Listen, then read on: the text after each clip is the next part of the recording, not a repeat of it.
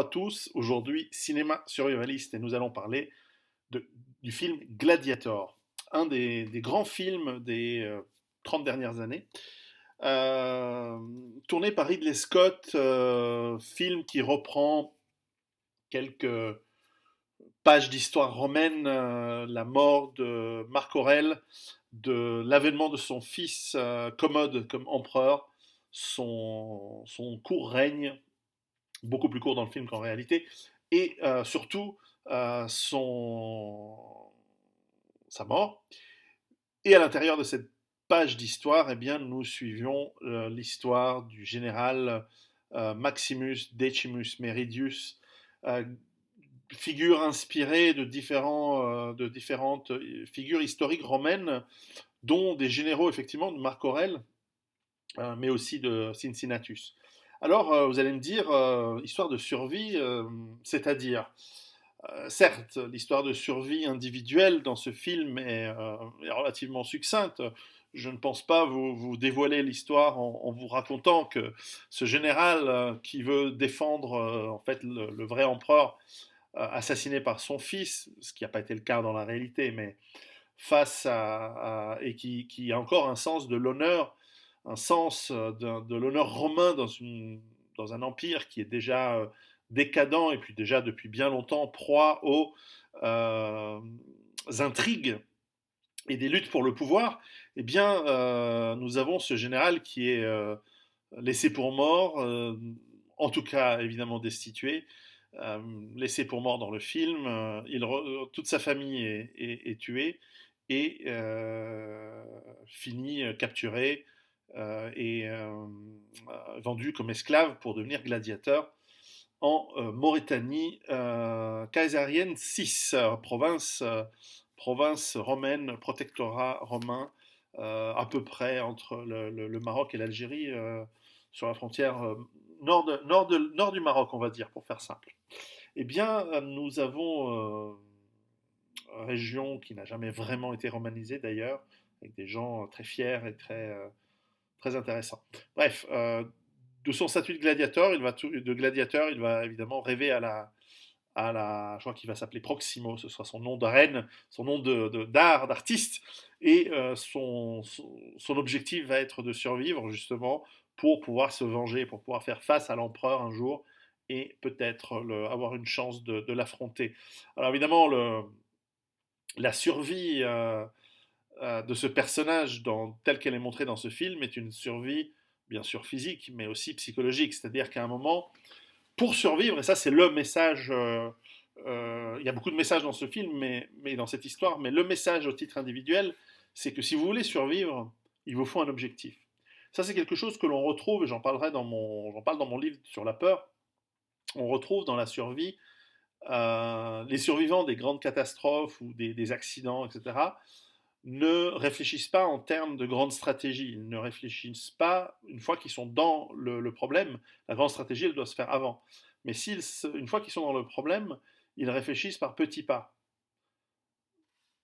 Survivre à ta blessure, ensuite trouver le chemin qui t'amène à l'endroit où tu vas pouvoir te ravitailler, ensuite aller à tel endroit, ensuite trouver un flingue, ensuite euh, voilà. Et de là, on a ce gladiateur qui est en gros nihiliste, il est prêt à mourir, il combat vite, efficacement, et en fait il cherche la mort parce qu'il a tout perdu, il a perdu sa famille, il a perdu son statut, il a échoué à protéger son maître, l'empereur auquel il avait juré fidélité.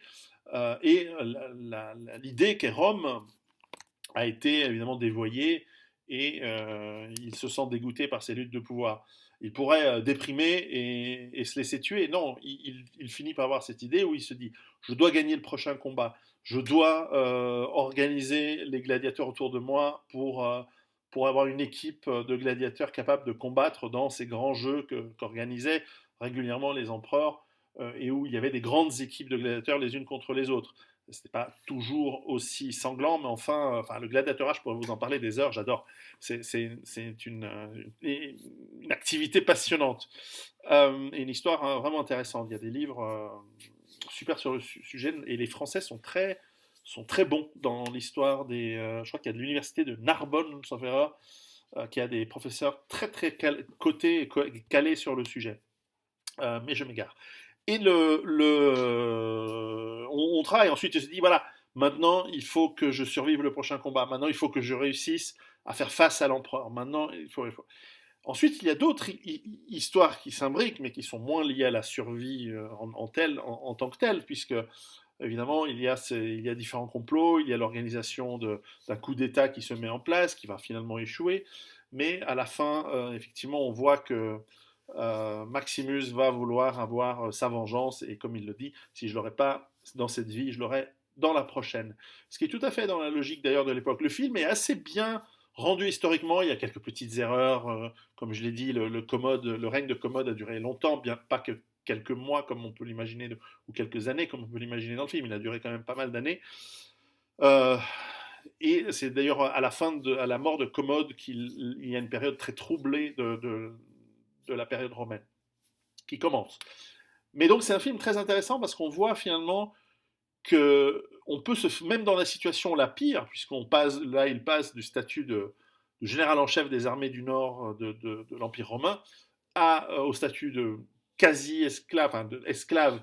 Alors, devenant gladiateur, il remonte son statut, évidemment, mais il y a de quoi déprimer normalement. Et là, on voit que cette focalisation, je dois venger ma famille, je dois venger mes enfants, je dois venger ma femme, je dois venger mon honneur, je dois venger Rome, je dois venger l'empereur, qui dans l'histoire a été assassiné par son fils Commode, eh bien, cette motivation va permettre étape par étape, de bâtir en fait les forces, de trouver les forces nécessaires au personnage pour avoir sa vengeance et en quelque part survivre, bien que évidemment il va mourir dans le film à la fin, mais cette mort est une délivrance à partir du moment où il a atteint son objectif. Et c'est assez beau. Et j'aime beaucoup cette notion du sacrifice qu'avaient les anciens, qu'avaient les Romains, qu'avaient les Grecs, qu'avaient les Perses. Enfin, c'était quelque chose de qu'avaient les Japonais de l'époque. Et cette notion de se sacrifier, de mourir pour une idée, pour une gloire, c'est quelque chose qui nous manque. C'est quelque chose qui nous manque réellement. Et c'est pour ça que parfois, on ne me le demande pas, heureusement, parce que parfois, on me pose certaines questions sur certains sujets et je ne vais pas en dire plus parce que ça va m'amener certains problèmes. Je ne peux pas répondre parce que aujourd'hui, si vous dites mourir pour son idée, et qu'il y a certaines idées et certains trucs qui sont nécessaires aujourd'hui, vous ne pouvez pas en parler parce que après vous avez des emmerdes. Donc, bref, grand film, belle histoire. C'est un film que je montre de manière rituelle à mes enfants à l'âge de 8 ans. Et généralement, je leur montre avant leur premier voyage à Rome. Et donc c'est très très bien. C'est un grand film sur l'honneur, euh, sur la civilisation, il y a plein de petits thèmes hein, accrochés, mais le thème essentiel, c'est ce général qui, devenu esclave, euh, va sublimer son désir de vengeance en devenant par l'instrument du gladiatorat et va obtenir sa vengeance et va pouvoir partir en paix. Belle histoire, belle histoire. Parce que la survie n'est pas tout. Parfois, il faut savoir mourir, et j'en parlerai dans mon bouquin sur la peur. À très bientôt et préparez-vous.